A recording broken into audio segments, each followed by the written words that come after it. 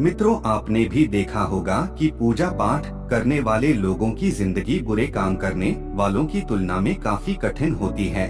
यह आपने निश्चित रूप से सोचा होगा, इसलिए चलिए आपको इसका रहस्य बताते हैं। वीडियो को अंत तक अवश्य देखें। चलिए आपको पुराणों में वर्णित एक कहानी सुनाते हैं जो आपको बताएगा कि हर जीव को उसके काम के अनुसार फल मिलता है।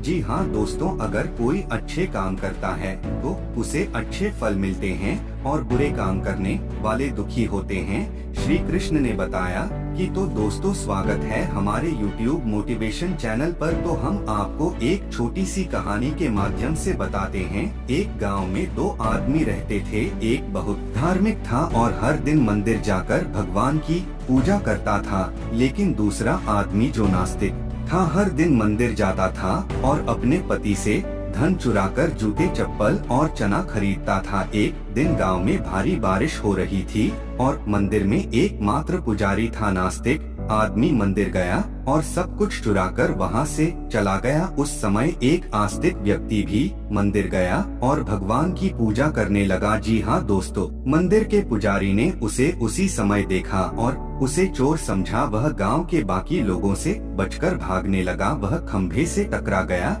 और घायल हो गया। मंदिर में चोरी करने वाला व्यक्ति आस्तिक को मिला। कल बीतने पर भी करुण पाप कर्म से नष्ट नहीं होते। जब दोनों मर गए, आस्तिक व्यक्ति ने यमराज से पूछा कि अगर तुम पर झूठा आरोप लगाया गया तो तुम मर जाओगे, लेकिन तुमने अच्छे काम किए तो बच जाओगे। यमराज ने कहा कि उसके भाग्य में एक राजा बनना लिखा था, लेकिन वह अपने पापों के कारण वह सिर्फ एक छोटा सा चोर बन गया। मित्रों, शास्त्रों में कहा गया है कि पाप कर्म के बिना भोगे गए करोड़ों का नाश नहीं होता। अगर कोई पाप करता है तो आज वह खुश हो सकता है, लेकिन कभी कभी उसे अपने पाप का फल भुगतना पड़ेगा। यह भी एक कहानी है कि एक बहुत पापी व्यक्ति एक रास्ते से जा रहा था और उसे बहुत सारा सोना मिल गया। उसी रास्ते से एक अच्छा वह जमीन पर गिर गया। उस स्थान पर कुछ लोगों ने सोचा कि यह बहुत गलत हुआ और दोनों आदमियों की कुंडली ले जाकर एक पंडित को दिखाई। पंडित ने कहा कि पापी व्यक्ति का भाग्य राजा बनना था, लेकिन उसके पाप के कारण अब उसे सिर्फ इतना सोना मिला है। उस भले और धर्मात्मा व्यक्ति के जीवन का आज आखिरी दिन था, लेकिन उसके अच्छे कर्मों की वजह से वह बच गया। क्या बुरे कामों से बच सकते हैं? शास्त्रों में कहा गया है कि हर व्यक्ति को अपने अच्छे और बुरे कामों का परिणाम भुगतना होगा। नेक कामों से अच्छे फल मिलते हैं और बुरे कामों से बुरे फल मिलते हैं। हमें अच्छे और बुरे दोनों कामों का परिणाम भोगना होगा।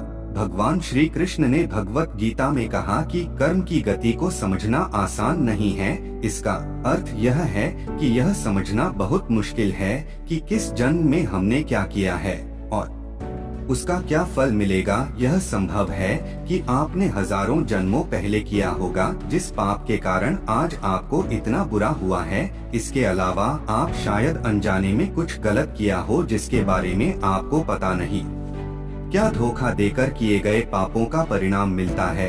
कर्म का सिद्धांत सटीक नहीं है, चाहे आप जानबूझकर करें या अनजाने में। अगर आप कुछ गलत करते हैं तो आपको उसका फल अवश्य मिलेगा। शास्त्र कहते हैं कि अगर आप अचानक आग को छुए तो आपका हाथ जलेगा ही। शास्त्रों में कई कहानियां हैं जो बताती हैं कि अनजाने में किए गए पाप का फल भी लोगों को मिला है। पांडवों के पिता महाराज पांडु की एक कहानी है कि उन्होंने एक हिरण को तीर मार दिया था। वे उस समय नहीं जानते थे कि एक ऋषि ने हिरण का रूप लिया था और उनको श्राप दे दिया था, जिसके कारण वे बाद में मरेंगे। सहस्त्र के अनुसार क्षत्रिय राजाओं को शिकार करने की अनुमति थी और हिरण को मारना कोई पाप नहीं था, लेकिन पांडु को पता नहीं था कि वे एक ऋषि थे, इसलिए उन्हें इतना बुरा श्राप मिला कि वे मर गए। पाप से बचने के लिए क्या करें? श्रीमद् भगवत गीता में भगवान कहते हैं कि कर्म और उसके फलों को समझना बहुत कठिन है।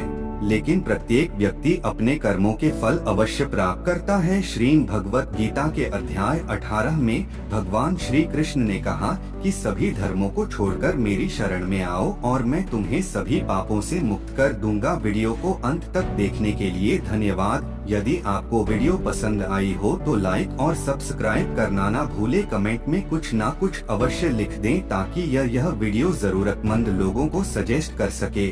धन्यवाद।